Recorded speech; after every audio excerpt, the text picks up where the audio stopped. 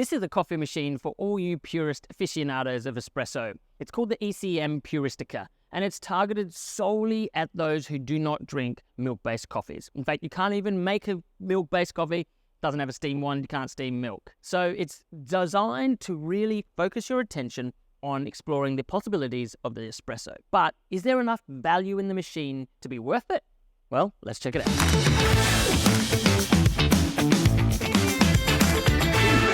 G'day, I'm Ride, your coffee coach, and I had the opportunity to speak directly to the manufacturers of the Italian-made based ECM Puristika, and I'll show you that video in a little bit. I'll show you the whole interview. You can watch it if you want to find out some more information.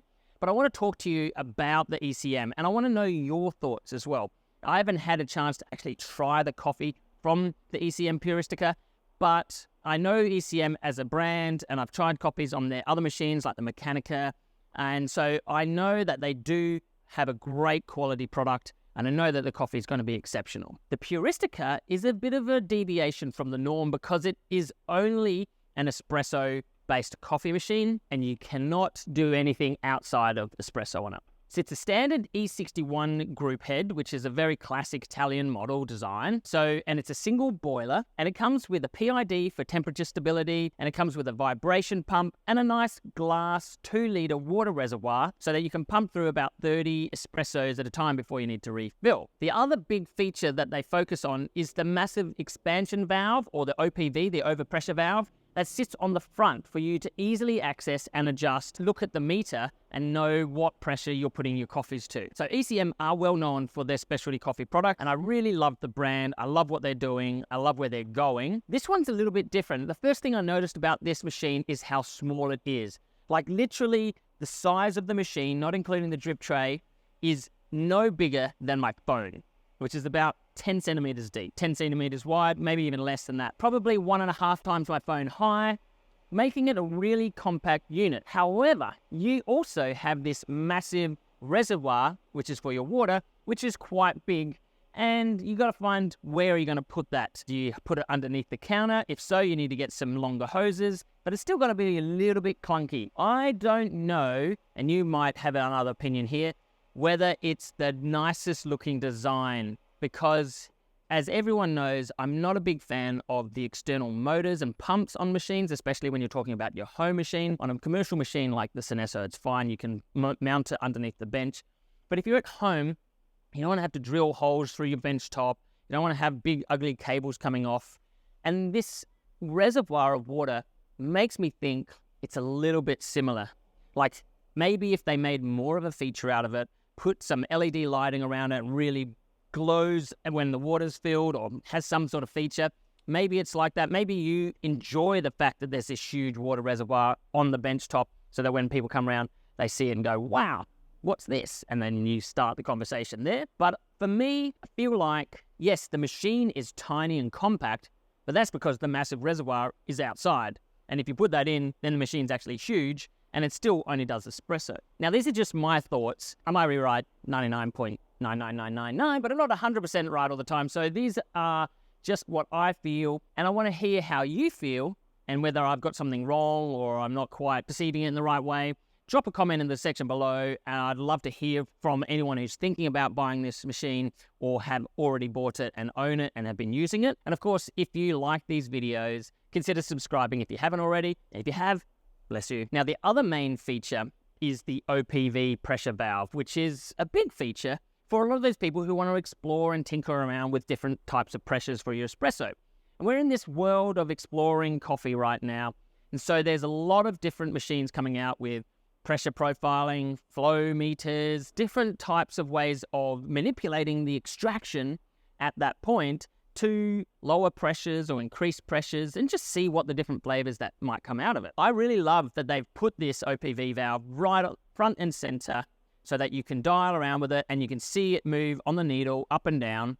However, you cannot do this during your extraction. So it means you have to make a coffee, put it up to 6 bars, 9 bars, make another coffee, and taste the difference. There's no way to actually profile the pressure, because if you do that, they say it might blow up. And you don't want to have a machine blow up in your face. The worst thing that could happen is obviously it damages you, but blows the machine up. They do have valve releases that stop it from exploding completely, but they do recommend that you don't touch it whilst you're extracting. Now, maybe I'm wrong, but the whole point of pressure profiling is that you can play around with the pressures through the extraction and to try and replicate that sort of lever style, or even just different turbo shots, whatever it is that you might like to do. You're not allowed to do that on this machine because you're fixed to either setting it at 6 bar, 9 bar, 8 bar, 11 bar, whatever the pressure is, but it's a fixed pressure. So it begs the question, is it really useful?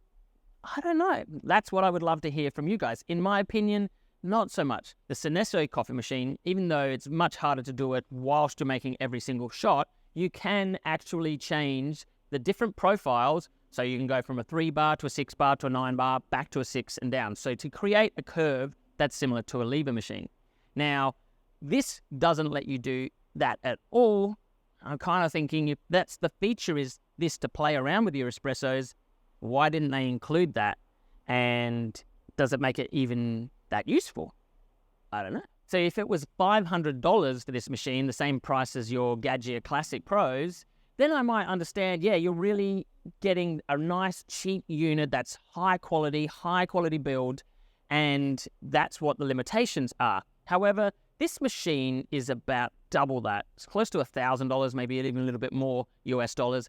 And so that's not that cheap. When you consider that a ProfitTech Go, for instance, which is another single boiler machine, actually does milk as well, has the OPV valve, which is fairly accessible, not as accessible as the ECM Puristika, but it's fairly accessible, and the same limitations, but you can do the milk as well, and it has a bunch of other features.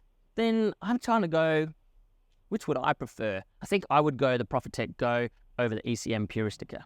But that's just my opinion. So is this coffee machine really for the purist?